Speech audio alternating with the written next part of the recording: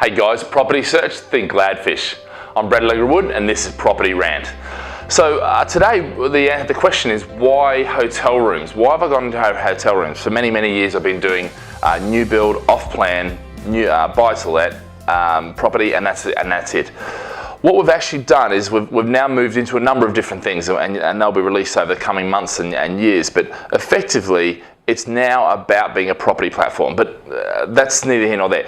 Why hotel rooms? Well, quite simply because they are a viable alternative. I've never really gone for the student accommodation, and I haven't gone for it because largely it's a business where, I lived in student quarters when I was at university for a while, and I know what happens to those places. So they've got to be constantly renewed, and a lot of those things aren't being sold. Plus, they're very hard to sell as well. Okay, so there's a lot of things like that which go against the student things. I know they've been very successful, and I'm sure people have made money out of them, but I'm just not sure of the long term of them.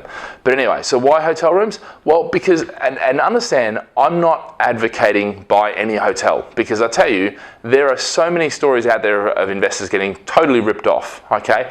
A lot of those are where there's construction projects, okay? So the first thing I'll say is that I don't really go for hotel construction. That doesn't mean that I won't. If I find a particularly good area or proposition, then I may well go for it. But for the most part, it's going to be stuff that's already built, already an existing business. Because what I want is I want to buy the asset, which is the property, and then the other asset, which is the business, the trading company, and put the two together. Because oftentimes with hotels, when you've got the two, the property asset and what I'm talking about is a freehold there, and also the business with accounts, let's say 3 years, and you can look at the accounts, you can verify the accounts, you can get into the data room and actually have a look at it. When you look at that, then straight away you can go, actually, you know what, that's a good business, okay?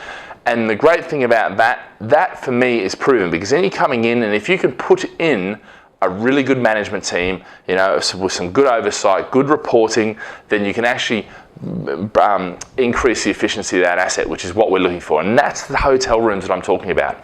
Some other things, you don't have to worry about mortgages. Look, mortgages have really turned ugly right now, and that's because of the government playing around with it, it's the EU playing around with it, and everyone trying to restrict individual borrowers from getting hold of money.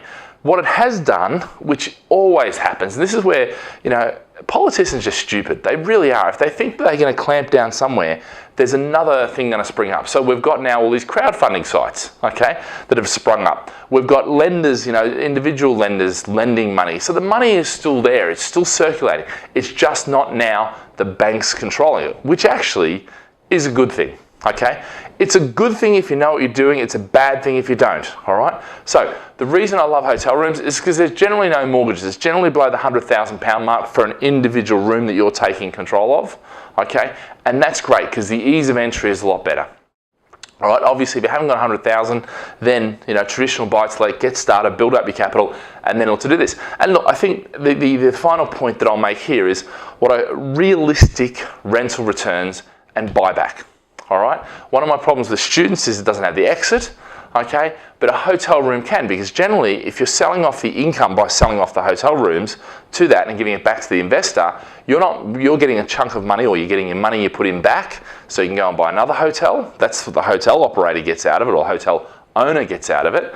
And in 5 years' time, they should be able to remortgage that if they've used the asset well, and it'd be worth more, okay? That's the theory. Obviously it goes up and down with cycles and things like that, so you've got to play it right, you've got to have good management in, but all those things are taken care of, and all those things are things that I've addressed in the way we're doing hotel rooms.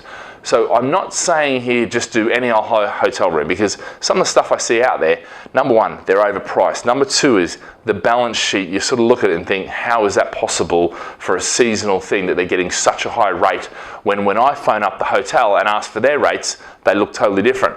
So the books have been fiddled, or something's going on there. I don't even look for any further.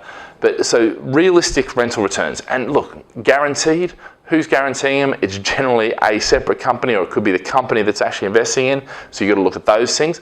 But what I mean by realistic is, if somebody's coming to you and saying you're going to make 15% return, all right, which is what's happening with a lot of these hotel construction projects. Generally that's a load of rubbish, okay? You can't commit to that over a long period of time. But 8%, 6%, those are realistic figures. You know, anything sub of 10, you can sort of stomach and think, you know what, that is possible over long term.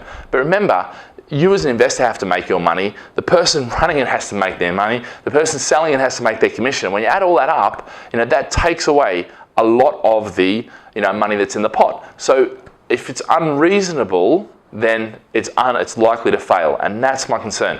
The buyback, which is a great thing for me, you know, 3, 4, 5, 10 years, I think is just a little bit too far off. You know, that really is, because by that stage, you've forgotten who sold it to you. They could be selling you anything. And you know, 5 years for me is the sort of horizon that I feel comfortable with, okay?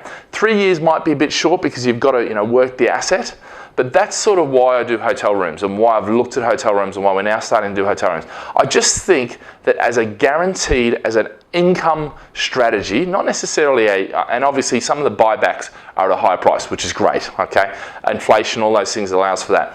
But really, it's not a capital growth play, it's an income play. And it's just the money's making no money in the bank account and it's unlikely to go into the future, yeah? So put it into a hotel room and actually you'll get a return out of it, which for me, that's what investors are after, and a realistic return, okay? Not all this hype and BS. All right, guys, have a great day. Live with passion.